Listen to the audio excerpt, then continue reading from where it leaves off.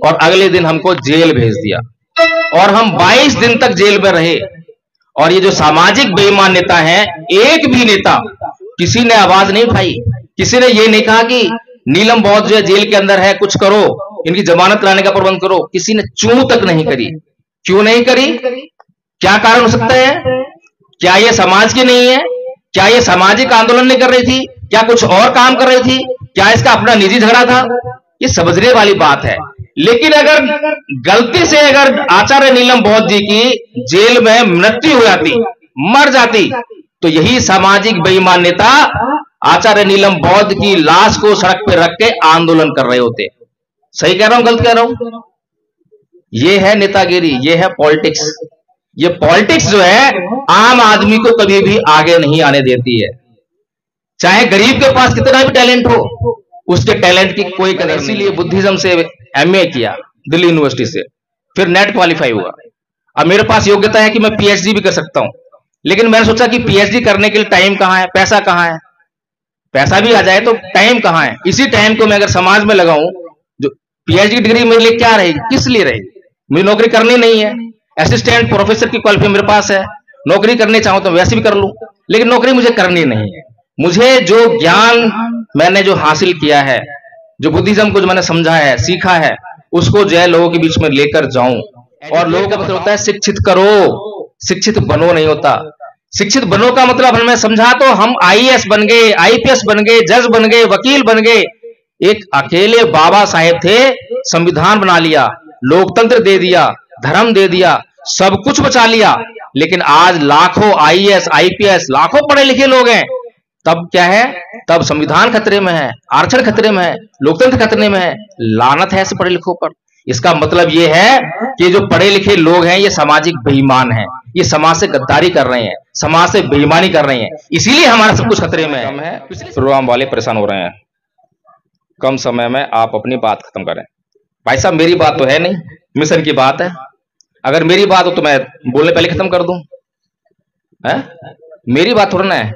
अगर मैं कहीं पर भी बाबा साहेब की जयंती से भटक रहा हूं, बाबा साहेब की जयंती का जो उद्देश्य होना चाहिए उससे भटक रहा हूं, तो बता दीजिए कोई बात गलत कह रहा हूं। कोई भी कह दीजिए कि हाँ मैं कोई बात गलत कह रहा हूं, समझ में नहीं आ रही है, आकर मुझे बोल दीजिए, मैं माइक कैसे रख दूंगा।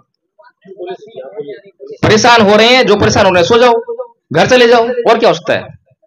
मैं अकेला बोलता रहूंगा? मैं तो देखो अपने साथ में ये ना, ये लेके चल रहा हूं ना, गाड़ी में पूरा सामान पैक है। पिछला 1 महीना हो गया है घर छोड़े हुए, चल रहे हैं रूट पे, और फोन करके बोला है कोई बताओ मुझे 10 आदमी से बात करनी है, 5 आदमी बात करनी है। क्यों? मुझे भीड़ नहीं चाहिए। भीड़ चाहिए तो मैं शायरी करता यहाँ पे, शायरी करता, मेरे बहुत फैन फॉलोइंग आती है। डायलॉग मारता मैं? अरे डायलॉग नहीं मार रहा भाई, मुझे जो है बाबा साहेब की बात समझानी है। अगर 10 लोग भी समझेंगे, 10 लोग साथ में आएंगे तो 10-20 को जोड़ के आएंगे। ये बाबा साहेब का दर्द जो है, बाबा साहेब का कर्ज, उसको समझो, बाबा साहेब के मिशन को समझो, जब चाहे उद्धार हो पाए। यह लक्ष्मण यादव की बात सही है। लक्ष्मण यादव, वही लक्ष्मण यादव जिनको हमने रातों रात हीरो बना दिया। हमने बनाया हीरो, उनके समाज ने बनाया, उनको हमने मंच दिए। आज भी हम मंच दे रहे हैं, और वो काम किसके लिए कर रहे हैं, किसके खिलाफ कर रहे हैं? लेकिन समाज की जो दृष्टि है वो हवा हवाई है, फैशनेबल है, जो दिखाई देता है उसी के पीछे भागता है, लेकिन सच को वो कभी समझ नहीं पाता। इसी तरह से मैं एक और उदाहरण,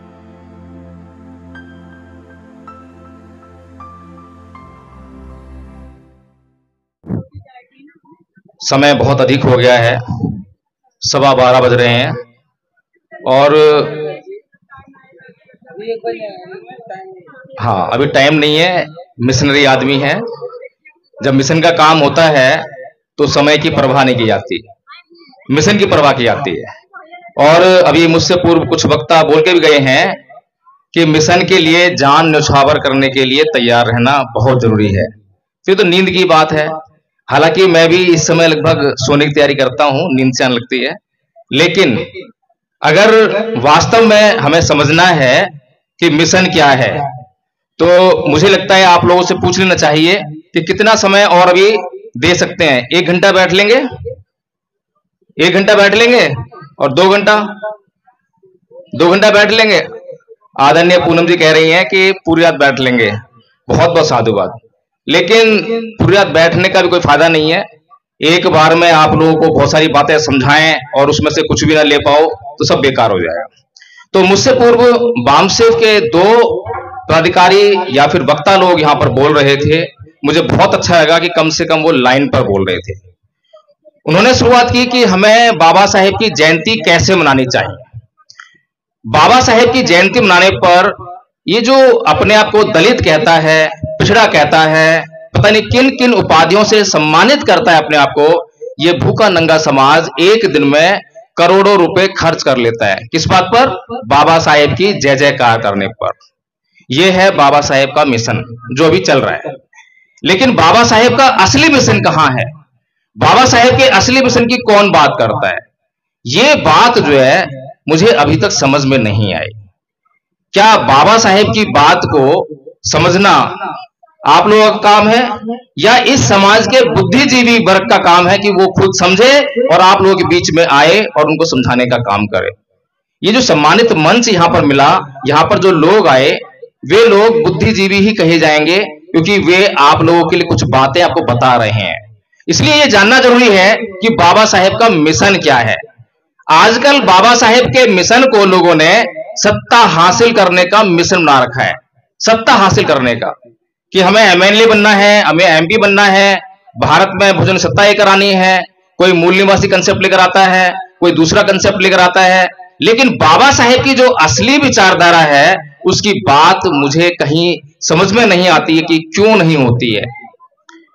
परम पूज्य बाबा साहेब डॉक्टर भीमराव अंबेडकर जब संविधान सभा से संविधान को पारित करवा कर निकल रहे थे तब मुझसे पूर्व वक्ता ने भी कहा, उन्होंने बड़े खुशी में कहा था, ऐलान किया कि जाओ ऐ मेरे समाज के लोगों, अपनी दीवारों पर लिख दो कि तुम इस देश के शासक हो। इसका मतलब ये नहीं था कि आप जो है रंग पेंट लेके और अपनी दीवारों को काला पीला करने लग जाओ। इसका मतलब ये नहीं था। और ना ही बाबा साहेब ने घर जाकर अपने घर की दीवार पर लिखा। अगर कोई ऐसा बोलता हो तो बता देना कि हाँ उन्होंने अपने घर पे जाकर अपनी दीवार पे लिखा था कि हम इस शासक हैं। ऐसा नहीं है इसका मतलब। इसका मतलब था कि अपने दिल और जहन में बैठा लो कि तुम्हें इस देश पर शासन करना है। लेकिन परम पूज्य बाबा साहेब डॉक्टर भीमराव अंबेडकर ऐसा कैसे कह सकते हैं जबकि वो जानते हैं कि वो जिस समाज से आते हैं उस समाज का तो कुछ भी बल नहीं है, संख्या ही नहीं है, फिर वो संगठित भी नहीं है। तो ऐसा क्यों कह रहे हैं? तो बाबा साहेब डॉक्टर भीमराव अंबेडकर एक दूरदर्शी नेता थे, एक सच्चे समाज सेवक थे, समाज के उद्धारक थे। अभी आप लोगों को शायद एक समाज सुधारक और एक राजनेता इन दोनों में शायद ही फर्क मालूम हो। मालूम है सभी को कि समाज सुधारक कौन होता है और एक राजनेता कौन होता है? कोई हाथ खड़ा करे किसी को मालूम हो तो चलिए मैं बताता हूं। एक समाज सुधारक जब आपके गांव में आएगा और वो किसी व्यक्ति को दारू पीते हुए देखेगा, शराब पीते हुए देखेगा, तो उससे हाथ जोड़कर कहेगा कि ऐ मेरे भाई इस शराब को पीना बंद कर दे, ये तेरी लीवर को खा जाएगी, ये तेरी किडनी खराब कर देगी। ऐ मेरे भाई इसको बंद कर दे, नहीं तो तू मर जाएगा और तेरा परिवार अनाथ हो जाएगा। और वो दारू पीने वाला उसको गाली देगा, उसका उसको मार पीट भी दे, लेकिन वो समाज सुधारक फिर भी ये कहेगा कि मेरे भाई कोई बात नहीं, तू शराब पीना बंद कर दे। ये समाज सुधारक है। लेकिन वहीं पर जब आपके गली मोहल्ले में आवाजें आए कि नेताजी आ रहे हैं, चुनाव हो रहे हैं, नेताजी आ रहे हैं, उनको एमएलए बनना है, तो वो आएंगे और आएंगे नहीं, साथ में एक बोतल लेकर आएंगे और उसी शराब पीने वाले व्यक्ति से क्या कहेंगे कि ले और वोट मुझे ही दियो। समझ में आ गया? एक समाज सुधारक में और एक राजनेता में क्या फर्क होता है? यानी कि एक समाज सुधारक जो है हमेशा वो काम करता है जिसकी आपको जरूरत होती है। आपको चाहे काम पसंद हो या ना हो, उसे इस बात से कोई मतलब नहीं है, लेकिन वो वही काम करेगा जिसकी आपको जरूरत है।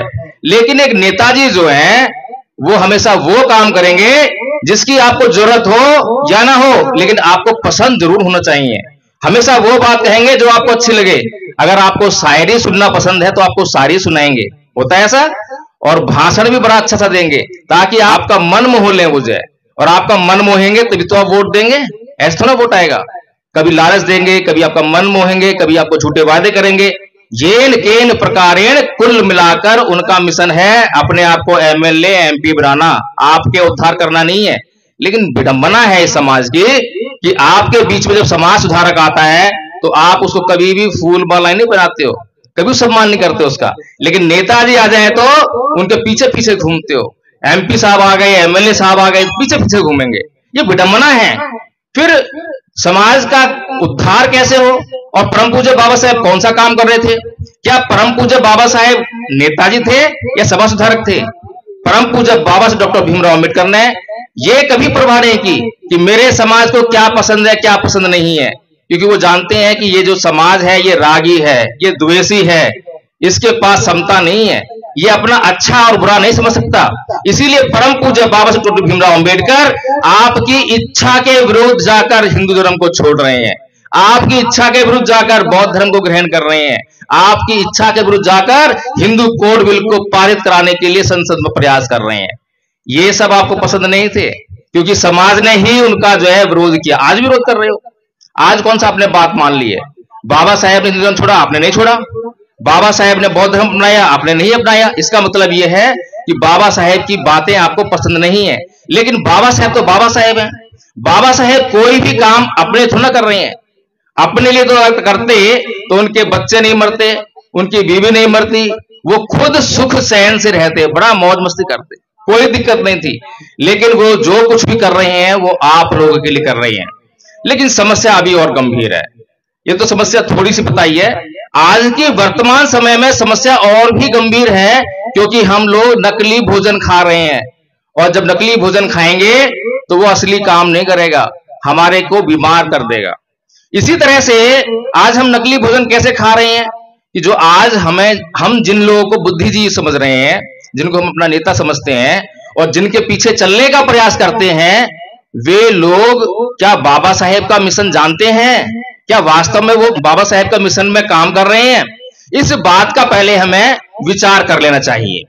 अभी पीछे मैंने जो है एक हमारे आपके बुद्धिजीवी हैं जिनको आप बुद्धिजीवी मानते हो क्योंकि वो यूट्यूब पे बहुत वायरल हैं, तो वो क्या कहते हैं, उनका नाम है लक्ष्मण यादव। मैं नाम लेकर बोल रहा हूं, बिल्कुल साफ साफ बोल रहा हूं, क्योंकि मुझे गुरेज है सामाजिक बेईमानों से। क्योंकि सामाजिक बेईमान लोग जो हैं सामाजिक ईमानदारी नहीं दिखाते हैं, समाज को लूटने सोटने का काम करते हैं, समाज के बीच में आएंगे और समाज के बीच में आके आपका दुख दर्द गाएंगे। आपका दुख दर्द इसलिए गाएंगे क्योंकि उनको एमएलए एमपी बनना है, इसलिए नहीं कि आपका दुख दर्द करना है। तो ऐसे ही एक स्टेटमेंट मैंने सुना, और वो स्टेटमेंट बोला आदरणीय लक्ष्मण यादव जी ने, जो कि लोहिया जी का स्टेटमेंट है कि जब सड़कें सुनसान हो जाती हैं तो संसद आवारा हो जाती है। सुना सबने? तो मैं सोचने पे मजबूर हो गया। मैं कहा भाई लक्ष्मण यादव सही कह रहे हैं गलत कह रहे हैं? लोहिया जी का स्टेटमेंट है, और लोहिया जी की विचारधारा कौन फॉलो करते हैं? सपा वाले। और सबको पता होगा कि लक्ष्मण यादव जी जो है सपा पार्टी ज्वाइन किए हुए हैं। लेकिन मैं सोच रहा था बाबा साहेब ने क्या कहा। क्या ऐसा हो सकता है कि बाबा साहेब ने हमारी किसी समस्या पर बिना गौर किए छोड़ दिया हो? मुझे लगा कि नहीं, ऐसा नहीं हो सकता। फिर मेरी समझ में आया कि बाबा साहेब ने कहा था कि जब जब संसद आवारा हो तो मैंने तुम्हें संविधान में हर 5 साल बाद तुम्हें वोट का अधिकार दे रखा है, अपने इस वोट की ताकत से उस संसद का आवारापन दूर कर देना। अब बताइए कौन सी बात सही है? बाबा साहेब की बात सही है या लक्ष्मण यादव की बात सही है? लक्ष्मण यादव वही लक्ष्मण यादव जिनको हमने रातों रात हीरो बना दिया। हमने बनाया हीरो, उनके समाज ने बनाया, उनको हमने मंच दिए। आज भी हम मंच दे रहे हैं, और वो काम किसके लिए कर रहे हैं, किसके खिलाफ कर रहे हैं? लेकिन समाज की जो दृष्टि है वो हवाई है, फैशनेबल है, जो दिखाई देता है उसी के पीछे भागता है, लेकिन सच को वो कभी समझ नहीं पाता। इसी तरह से मैं एक और उदाहरण देता हूं। उदाहरण बहुत हैं, सामाजिक बेईमानों के उदाहरण पर उदाहरण भरे पड़े हैं। उदाहरण में आदरणीय आचार्य नीलम बौद्ध जी का ले लेता हूं। पिछले साल 10 अक्टूबर को गोरखपुर में एक सामाजिक आंदोलन हो रहा था, और उस सामाजिक आंदोलन में आदरणीय आचार्य नीलम बौद्ध जी भाषण दे रही थी। मैं भी था, मैंने भी वहां पे भाषण दिया। और उसके बाद योगी जी की निगाह टेढ़ी हुई और रात में उन्होंने धरपकड़ शुरू की, और अगले दिन हमको जेल भेज दिया, और हम 22 दिन तक जेल में रहे। और ये जो सामाजिक बेईमान नेता हैं, एक भी नेता किसी ने आवाज नहीं उठाई, किसी ने ये नहीं कहा कि नीलम बौद्ध जो है जेल के अंदर है, कुछ करो, इनकी जमानत लाने का प्रबंध करो। किसी ने चूं तक नहीं करी। क्यों नहीं करी? क्या कारण हो सकता है? क्या ये समाज की नहीं है? क्या ये सामाजिक आंदोलन नहीं कर रही थी? क्या कुछ और काम कर रही थी? क्या इसका अपना निजी झगड़ा था? ये समझने वाली बात है। लेकिन अगर गलती से अगर आचार्य नीलम बौद्ध जी की जेल में मृत्यु हो जाती, मर जाती, तो यही सामाजिक बेईमान नेता आचार्य नीलम बौद्ध की लाश को सड़क पर रख के आंदोलन कर रहे होते। सही कह रहा हूं, गलत कह रहा हूं? ये है नेतागिरी, ये है पॉलिटिक्स। ये पॉलिटिक्स जो है आम आदमी को कभी भी आगे नहीं आने देती है। चाहे गरीब के पास कितना भी टैलेंट हो, उसके टैलेंट की कोई कदर नहीं है। मैं सोचने पे मजबूर होता हूं कि बाबा साहब डॉक्टर भीमराव अंबेडकर ने संविधान में ऐसा क्यों लिख दिया कि ये गरीब भी राजा बन सकता है। और आज तक कभी भी इस देश में कोई गरीब संसद में नहीं गया, कोई गरीब जो है विधानसभा में नहीं जाता है। तो आखिर बाबा साहेब ने लिखा क्यों? बाबा साहेब को मैं ये समझता हूं कि बाबा साहेब बहुत बड़े दूरदृष्टा थे, दूर की सोचते थे। नेहरू जी एक बार जो है संसद से बाहर आते हुए उनके कंधे पर हाथ रखकर बोलते हैं कि अरे बाबा साहेब, तुम किन लोगों के लिए काम कर रहे हो? ये लोग तुम्हें कुछ नहीं देने वाले, तुम कांग्रेस ज्वाइन कर लो, तुम्हें बहुत कुछ मिल जाएगा। बाबा साहेब कहते हैं कि मैंने इस समाज में जन्म लिया है, मेरे ऊपर इस समाज का कर्ज है। अगर ये लोग मुझे पीट पीट कर इस लैंप पोस्ट पर भी लटका दें तो भी मैं अंतिम सांस तक इन लोगों के लिए काम करूंगा। ये बाबा साहब डॉक्टर भीमराव अम्बेडकर का मिशन था। उस समय उनको मालूम था कि ये समाज मुझे प्रधानमंत्री नहीं बना सकता, मुझे एक एमएलए नहीं बना सकता, मुझे एक एमपी नहीं बना सकता, लेकिन फिर भी परम पूज्य बाबा साहब डॉक्टर भीमराव अम्बेडकर बिना इस बात की परवाह किए कि मेरे समाज को क्या पसंद है क्या पसंद नहीं है, वो काम कर रहे थे जो मेरे समाज के लिए जरूरत है। तो इसीलिए परम पूज्य बाबा साहब डॉक्टर भीमराव अम्बेडकर ने, मैंने सामाजिक बेईमान नेताओं की बात छोड़ दी है बीच में ही, क्योंकि बहुत सारी लंबी कहानी है, मैं एक एक की बताऊंगा तो सबकी पोल खुलने लग जाएगी, फिर जो है बात और अधिक बढ़ जाएगी। तो मैं मेन मुद्दे पे आता हूं कि बाबा साहेब का मिशन क्या है। तो परम पूज्य बाबा साहब डॉक्टर भीमराव अम्बेडकर ने एक बात कही, जिस बात को मुझे लगता है कि बड़े बड़े जो नेता आज हमारे सामने आते हैं समझ ही नहीं पाए। अभी पीछे आदरणीय वामन मिश्राम जी की बात हो रही थी, मैं उनका बहुत बड़ा फैन हूं, मैं उनके भाषण सुन के एकदम से ऐसा हो जाता हूं। लेकिन मैं सोचने पर मजबूर होता हूं कि वो भी परम पूज्य बाबा साहब डॉक्टर भीमराव अम्बेडकर की बात को क्यों नहीं समझ पा रहे हैं, और आंदोलन क्या चलना चाहिए और आंदोलन क्या चल रहा है। परम पूज्य बाबा साहब डॉक्टर भीमराव अम्बेडकर कहते हैं कि राजनीतिक सत्ता का आधार सामाजिक और धार्मिक आंदोलन होते हैं। सही का गलत का है? सामाजिक और धार्मिक आंदोलन राजनीतिक सत्ता प्राप्त करने का आधार होते हैं। और इस बात को कांसीराम जी ने समझा, पढ़ा और समझा, अच्छे से समझा। फिर उन्होंने इस देश पे नजर उठा के देखी तो पाया कि मेरा जो समाज है अभी धार्मिक आंदोलन करने की उसमें नहीं है, क्योंकि वो धार्मिक अंधविश्वास और पाखंड में फंसा हुआ है। इसीलिए उन्होंने जो है सामाजिक आंदोलन करने की सोच बनाई, और सामाजिक आंदोलन करते करते वो बाबा साहेब की उस बात को नहीं भूले कि धार्मिक आंदोलन भी करना है।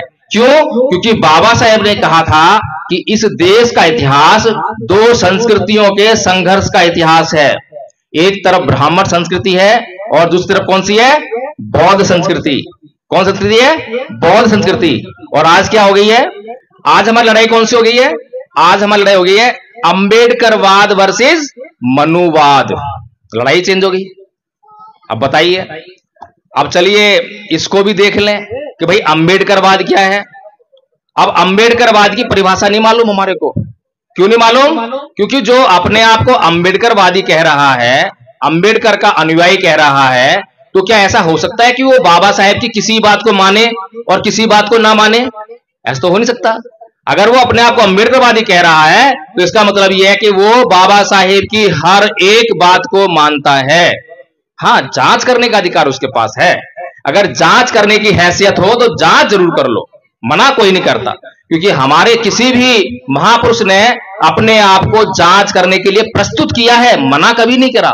क्यों? क्योंकि सच है, और सांच को आंच किया तो सांच को आंच नहीं है। इसलिए चाहे भगवान बुद्ध हो, साफ साफ कहते हैं कि मेरी शरण में आने मात्र से तुम्हारा कल्याण होने वाला नहीं है।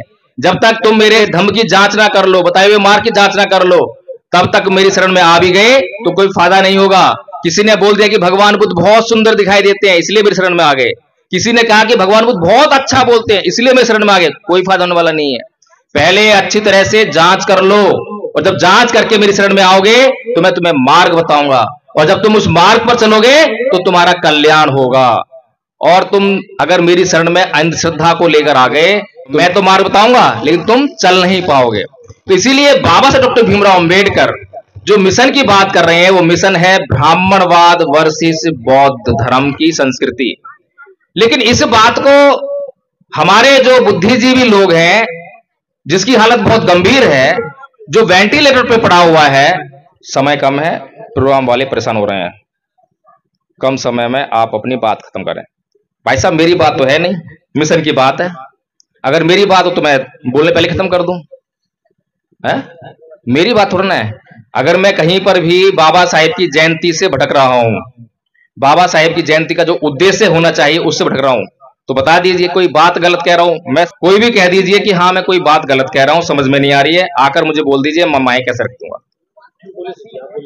परेशान हो रहे हैं, जो परेशान हो रहे हैं सो जाओ, घर चले जाओ, और क्या हो सकता है। मैं अकेला बोलता रहूंगा। मैं तो देखो अपने साथ में ये ना, ये लेके चल रहा हूं ना, गाड़ी में पूरा सामान पैक है, पिछला 1 महीना हो गया है घर छोड़े हुए, चल रहे हैं रूट पे, और फोन करके बोला है कोई बताओ मुझे 10 आदमी से बात करनी है, 5 आदमी बात करनी है। क्यों? मुझे भीड़ नहीं चाहिए। भीड़ चाहिए तो मैं शायरी करता यहाँ पे, शायरी करता, मेरे बहुत फैन फॉलोइंग जाती है, डायलॉग मारता मैं। अरे डायलॉग नहीं मार रहा भाई, मुझे जो है बाबा साहेब की बात समझानी है। अगर 10 लोग भी समझेंगे, 10 लोग साथ में आएंगे तो 10-20 को जोड़ के आएंगे। ये बाबा साहेब का दर्द जो है, बाबा साहेब का कर्ज, उसको समझो, बाबा साहेब के मिशन को समझो, जब चाहे उद्धार हो पाएगा। मैं 2 संस्कृतियों की बात कर रहा हूं, जिसको समझनी हो समझे, ना तो सो जाए, कोई दिक्कत नहीं है, यहां पर जो है घर चले जाए। तो 2 संस्कृतियां हैं, एक तरफ ब्राह्मण संस्कृति है जो हमारा नुकसान करती है, दूसरी तरफ बौद्ध संस्कृति है जो हमारे को फायदा करती है। बाबा साहेब कोई पागल नहीं थे, विश्व के सबसे बड़े पढ़े लिखे व्यक्ति थे, the symbol of knowledge, the son, the greatest Indian. इतने बड़े बड़े अवार्ड जो है भारत के लोगों ने नहीं दिए, विश्व के लोग दे रहे हैं।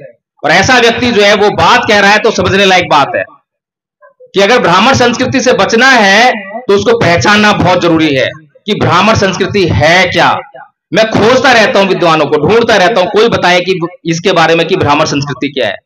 ब्राह्मण संस्कृति के ऊपर बहुत सारा बोलते हैं, मैं बहुत जगह गया, अभी भी हाथ खड़े हुए थे कि हम बौद्ध हैं, ऐसे ही खड़े होते हैं हाथ, और मैं बुलाता हूं यहाँ पे कि बताओ बौद्ध धर्म क्या है, तो बोलते हैं अंधविश्वास को नहीं मानना, पाखंड को नहीं मानना, अंधश्रद्धा को नहीं मानना, भगवान को नहीं पूजना, देवी देवताओं को नहीं पूजना, वैज्ञानिक सोच रखना, ये बौद्ध धर्म है।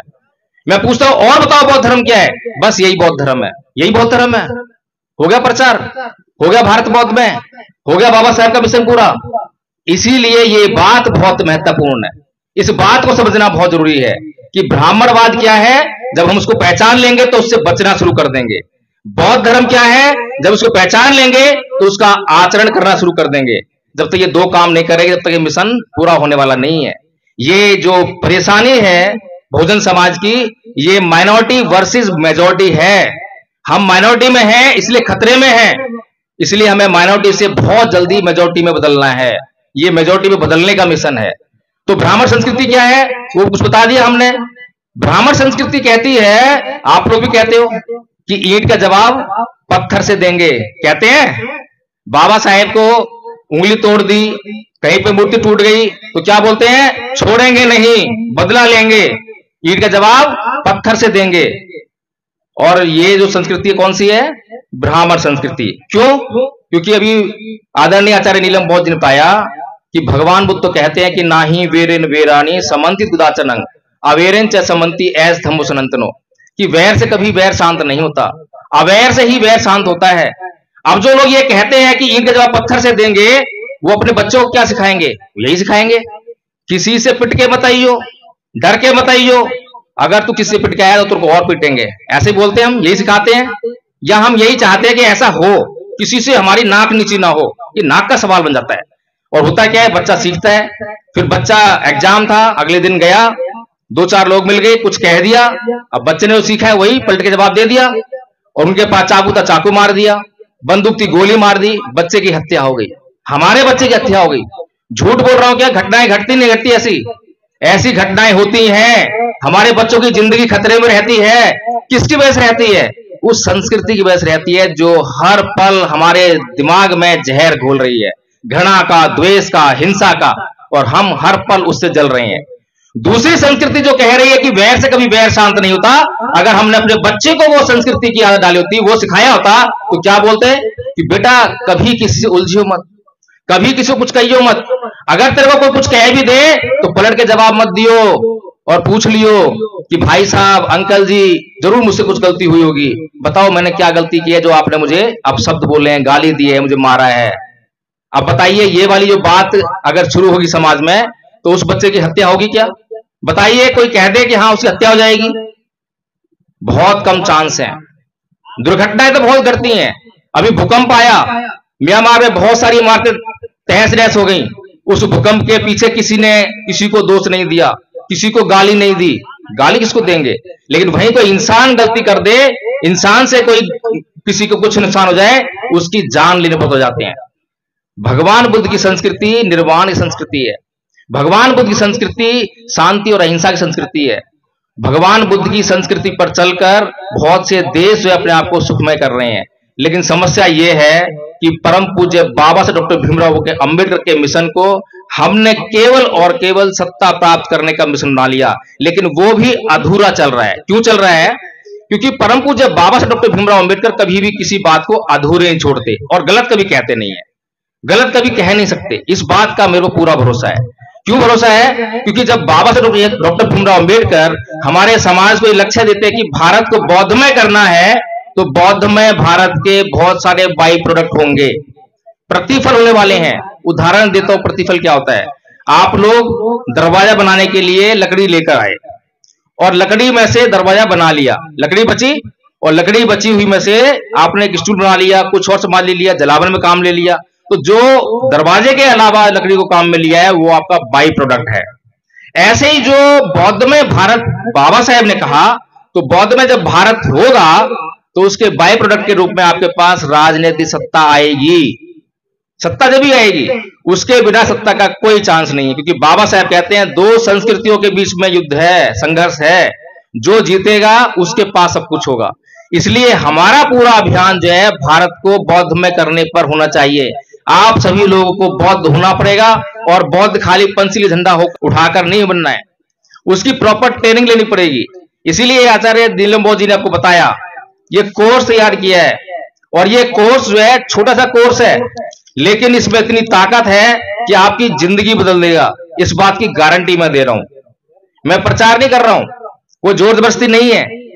आपको लगे कि हाँ ये बात सही है तो इसको मानिए, इसका आचरण कीजिए।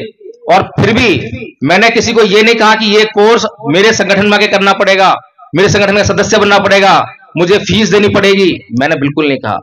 कोई गरीब हो, अमीर हो, पढ़ा लिखा हो, अनपढ़ हो, अनपढ़ों को ये कोर्स कराया है। जैसे आचार्य नीलम बौद्ध जी बोल रही थी, 2-3 गाथाएं बोली हैं, 6 गाथाएं इसमें लिखी हुई हैं। अनपढ़ महिलाओं को गाथाएं याद करा दी हैं, और अब अनपढ़ महिलाएं मंच पर आकर जो गाथाएं सुनाती हैं तो पता लगता है कि ये तो बहुत बड़ी पढ़ी लिखी है, लेकिन अनपढ़ हैं, अक्षर लिखना नहीं जानती हैं। ये अभियान चलाया है, और किसी से ये नहीं कहते कि अब हमने आपको पकड़ लिया है, आप संगठन के हो गए, आपके ऊपर कर्ज है। नहीं, अब आपकी मर्जी है। आपको हमने जो सिखाना था सिखा दिया, आपको बेसिक बौद्ध धर्म की जानकारी दे दी है। इतनी जानकारी लेने के बाद अब आप घर में, पड़ोस में, स्कूल में, कॉलेज में, ऑफिस में, जहां भी चर्चाएं होंगी वहां पे आप बौद्ध धर्म की चर्चा करने लगेंगे। अभी तक हमारी चर्चाएं नहीं हो रही हैं बौद्ध धर्म की।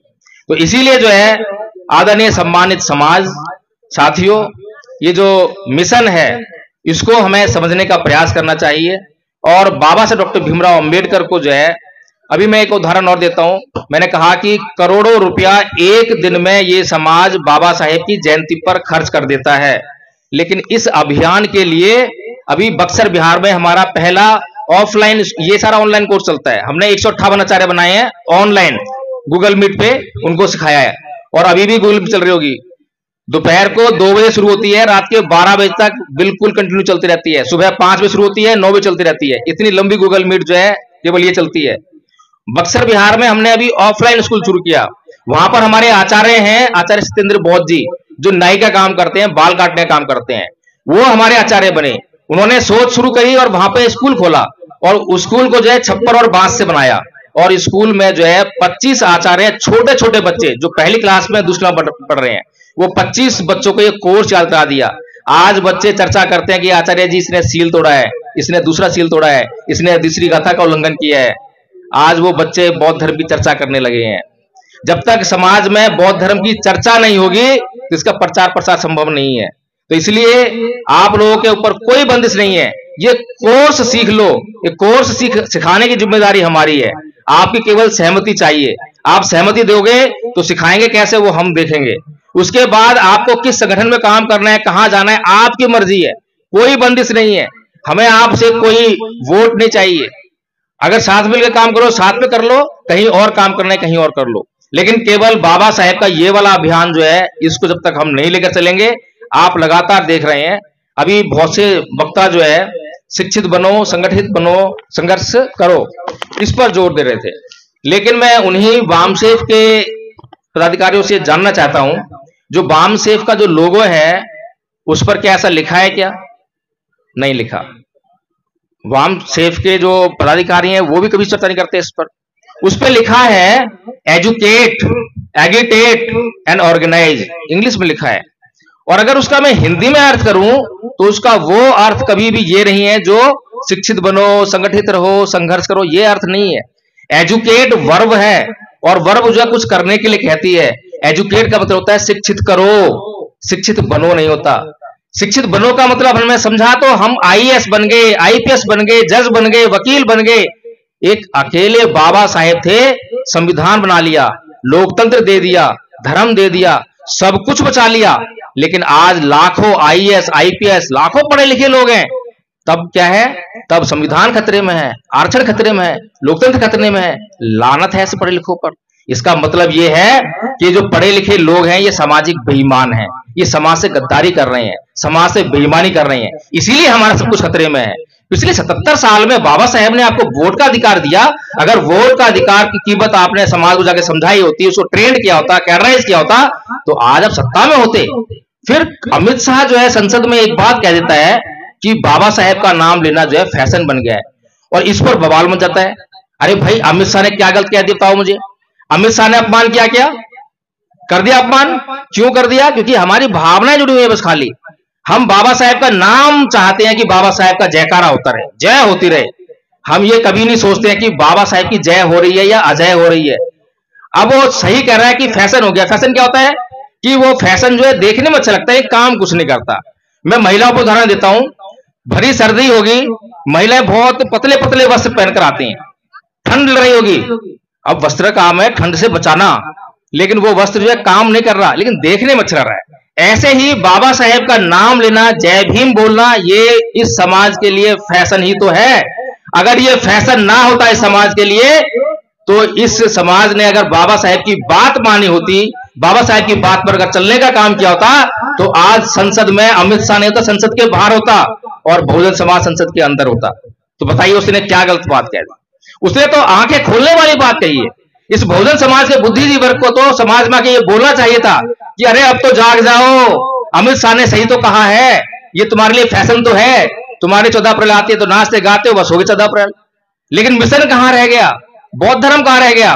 बौद्ध में भारत कहां रह गया? आखिर समस्या क्या है? फिर दूसरा नारा क्या है? संगठित रहो। अंग्रेजी में क्या बोला? एगिटेट। अब ये एगिटेट क्या है? एगिटेट का मतलब जो है हिंदी में संगठित रहो नहीं होता, जो पढ़े लिखे जानते होंगे। होता है क्या? एगिटेट का मतलब होता है आंदोलित करो, संगठन नहीं है। संगठन की अंग्रेजी होती है ऑर्गेनाइज, ऑर्गेनाइज, ऑर्गेनाइजेशन। तो संगठित नहीं है, क्या है? आंदोलित करो। अब आंदोलन क्या होता है? आंदोलन के नाम पे हमने क्या करा? लठ लिए, डंडे लिए और उतर गए रोडों पर और सड़कें जाम कर दी। ये हो गया हमारा आंदोलन। ऐसे आंदोलन चल रहे हैं। लेकिन बाबा साहेब कौन से आंदोलन की बात कर रहे हैं? उदाहरण देता हूं। 2 बच्चे एक ही क्लास में पढ़ते हैं, एक ही सब्जेक्ट पढ़ रहे हैं, इतिहास पढ़ रहे हैं, और वो इतिहास में एक बच्चा पढ़ रहा है कि किसी गांव में 20 परिवार इस जाति के, उसकी जाति के जला दिए गए और वहां पर इतने लोग मारे गए। वो सारे तथ्य जो है याद करता है, परीक्षा देकर आता है और परीक्षा में पास हो जाता है। उसके बाद कंपटीशन का एग्जाम देता है, उसमें पास हो जाता है। नौकरी मिल जाती है और मजे की जिंदगी जीता है। और उसी बात को दूसरा स्टूडेंट पढ़ता है और वो पढ़कर जो है उसका दिलो दिमाग हिल जाता है, उसकी नींद गायब हो जाती है, चैन उड़ जाता है और वो ये सोचने लगता है कि मेरे समाज पर यह अत्याचार कैसे हुआ, मेरे समाज पर अत्याचार क्यों हो रहा है, और वो जो है उस अत्याचार को बंद करने के लिए जद्दोजहद करने लगता है। अब बताइए आंदोलन कहां हुआ? बताइए मुझे। बाबा साहेब की बातें करना आसान है, लेकिन बाबा साहेब की एक एक बात को अगर आप जो है सही तरीके से अमल में लाओगे तो काम होने लगेगा। काम इसलिए नहीं हो रहा है क्योंकि बाबा साहेब को पढ़ते नहीं है। बाबा साहेब को पढ़ते हैं तो समझते नहीं है, और समझ भी ले तो आंदोलन नहीं होता है, घर में आके सो जाते हैं। इसी प्रकार से तीसरा शब्द कहा ऑर्गेनाइज, संघर्ष नहीं कहा। तीनों शब्दों में संघर्ष नहीं है। संघर्ष क्यों नहीं कहा? संघर्ष इसलिए नहीं कहा कि अगर मुझे यहां से और दिल्ली जाना है तो मैं ये चुनाव कर लूंगा, लक्ष्य बना लूंगा कि हाँ मुझे दिल्ली जाना है, निश्चय कर लिया तो मैं दिल्ली जाने के लिए तैयार हो जाऊंगा, चल पड़ूंगा। फिर मैंने जो है गाड़ी से तय किया कि मैं गाड़ी से दिल्ली जाऊंगा और मेरे चलते ही जो है गाड़ी का एक टायर पंचर हो गया, तो कोई मेरे को कहने नहीं आएगा कि संघर्ष कर, संघर्ष कर। अरे भाई मुझे दिल्ली जाना है तो टायर पंचर वाले ढूंढूंगा या हवा बदलूंगा, टायर बदलूंगा, वो संघर्ष मैं खुद करूंगा। एक बार जब जीवन में लक्ष्य निर्धारित हो जाता है तो संघर्ष के लिए कहने की जरूरत नहीं पड़ती है, हमें संघर्ष करना ही पड़ता है। इसीलिए बाबा साहब डॉक्टर भीमराव अंबेडकर बड़ी सटीकता के साथ में 3 शब्द बोलते हैं, एजुकेट, एगिटेट एंड ऑर्गेनाइज। शिक्षित बनो एक स्वार्थी धारणा है कि मैं शिक्षित बन गया, मेरा पड़ोसी बाहर में जाए, मेरे पड़ोसी का बच्चा पढ़ रहा है नहीं पढ़ रहा मुझे क्या लेना, मेरे गांव में शिक्षा आ रही नहीं आ रही क्या लेना, ये स्वार्थपन है। इसीलिए बाबा साहब डॉक्टर भीमराव अंबेडकर जो समाज के लिए इतना त्याग कर रहे हैं, बलिदान कर रहे हैं, वो समाज को जो है ऐसा स्वार्थी बातें कैसे कह सकते हैं। इसीलिए मैं बार बार सोचने में मजबूर होता हूं और सोच सोच के जो है बाबा साहेब का जो मिशन है, क्या मिशन है, उसको समझकर मैंने इसीलिए बुद्धिज्म से एमए किया दिल्ली यूनिवर्सिटी से, फिर नेट क्वालिफाई हुआ। अब मेरे पास योग्यता है कि मैं पीएचडी भी कर सकता हूं, लेकिन मैंने सोचा कि पीएचडी करने के लिए टाइम कहां है, पैसा कहां है, पैसा भी आ जाए तो टाइम कहां है। इसी टाइम को मैं अगर समाज में लगाऊं, जो पीएचडी डिग्री मेरे लिए क्या रहेगी, किस लिए रहेगी, मुझे नौकरी करनी नहीं है। असिस्टेंट प्रोफेसर की क्वालिफिकेशन मेरे पास है, नौकरी करनी चाहूं तो वैसे भी कर लूं, लेकिन नौकरी मुझे करनी नहीं है। मुझे जो ज्ञान मैंने जो हासिल किया है, जो बुद्धिज्म को जो मैंने समझा है, सीखा है, उसको जो है लोगों के बीच में लेकर जाऊं और लोगों को बताऊं कि बौद्ध धर्म का प्रचार प्रसार हिंसा से नहीं हो सकता, जोर जबरदस्ती से नहीं हो सकता। क्योंकि पूरी दुनिया में अगर कोई धर्म है जिसका प्रचार प्रसार बिना हिंसा के हुआ है, जिसके प्रचार प्रसार में एक बूंद रक्त की नहीं बही है, तो वो केवल और केवल बौद्ध धर्म है। वरना दूसरे धर्मों का तो इतिहास तो आगे देख लो, रक्त रंजित इतिहास है। तो इसीलिए आदरणीय उपस्थित समाज, हमें यह समझना पड़ेगा कि बाबा साहब डॉक्टर भीमराव अंबेडकर का जो मिशन है, जो बौद्ध में भारत की जो संकल्पना है, जो बौद्ध धर्म है, वो एक दवा है। दवा का जो इस्तेमाल कर लेता है और उसको फायदा होता है तो सारी दुनिया में गाता फिरता है, उसको कंपनी जो है प्रचार के लिए पैसा नहीं देती है। इसीलिए बौद्ध धर्म के गुण का इस्तेमाल करो। एक उदाहरण देना चाहता हूं मैं, उदाहरण देने के बाद अपनी बात समाप्त कर दूंगा, आपका इंतजार खत्म हो रहा है। धम्पद में जो एक गाथा है, और उस गाथा को जो है मैं अपने मित्र जो दिल्ली पुलिस में काम करते हैं, बहुत ही गुस्सैल स्वभाव के हैं, हम रोज जो है सुबह सुबह मिला करते थे पार्क में और वहां पे एक्सरसाइज करने के बाद उस गाथा को याद करते थे। एक दिन मेरे पास उनकी श्रीमती जी का फोन आया कि प्रकाश जी 3 दिन हो गए हैं, घर में बातचीत नहीं है, आप आ जाइए। घर पे गया मैं तो वो साहब ड्यूटी से आए, मैडम पानी लेकर आई गिलास में, और उनको देखकर जो वो तमतम आ गए, कहने लगे कि अगर ये लोग आज घर पे ना आए होते तो ये पानी का गिलास मैं तेरे मुंह पर देकर मारता। इतना गुस्सा। अब मैंने उनसे जो है सिर्फ एक बात बोली, सिर्फ एक बात। मैंने कहा कि आदरणीय जी ये बताइए कि हम रोज सुबह सुबह जो है एक गाथा याद करते हैं, उस गाथा का मतलब क्या है। इतना बोलना था और उनके जो चेहरे से वो जो गुस्सा है बिल्कुल छू, और उसके बाद आज तक जो है कोई शिकायत नहीं आई। वो गाथा क्या थी? गाथा थी अकोछि मंग अवधि मंग अजीनी मंग आहासी में ये चैतंग उपनहंती वेरंग तेसंग नय सम्मति, कि उसने मुझे मारा, उसने मुझे पीटा, उसने मुझे लूट लिया, उसने मेरा सब कुछ जीत लिया। जो ऐसी बातें अपने मन में बनाए रखते हैं उनका वैर कभी शांत नहीं होता। बताइए दवा है या नहीं ये बौद्ध धर्म? और कौन इनकार करेगा? कोई मुसलमान, कोई हिंदू, कोई सिख, कोई ईसाई, किसको जरूरत नहीं है? जरूरत सिर्फ हमें नहीं है, क्योंकि हम लोग जो है ना तो बौद्ध धर्म को समझते हैं ना उसका आचरण करते हैं। जिसके घर में बौद्ध धर्म की शिक्षाओं का आचरण होने लग जाएगा, उसके परिवार में से कलह कलेश मिट जाएगा। छोटी छोटी बातों पे कलह होते हैं। अगर सब्जी में नमक कम पड़ गया तो थप्पड़ पड़ जाते हैं, गुस्सा गासी हो जाती है, कई दिन तक बोलचाल बंद हो जाती है। कई बार महिलाएं अपने मायके चली जाती हैं, महीने हो जाते हैं, साल हो जाते हैं, तलाक हो जाता है। इतना सब अनर्थ केवल और केवल इसलिए हुआ क्योंकि भगवान बुद्ध का धम्म आपके घर में नहीं है। भगवान बुद्ध का धम्म जो है फैशन नहीं है, झंडे में नहीं है, मंदिर में नहीं है, बुद्ध विहारों में नहीं है, कपड़ों में नहीं है। उनका धम्म जो है आचरण में है, और ये धम्म पूरी दुनिया के लिए, हर एक मनुष्य के लिए। इसीलिए मैं जो है अपनी बात को इन्हीं बातों से में विराम देता हूं, और मेरी बातों से आपको कष्ट हुआ हो उसके लिए माफी चाहता हूं। मैंने आपका समय लिया उसके लिए माफी चाहता हूं, और जो मुझे बीच में बोल रहे थे मैं उनसे भी तहे दिल से माफी मांगता हूं अगर मुझसे कोई गलती हुई हो। जय भीम, नमो बुद्धाय।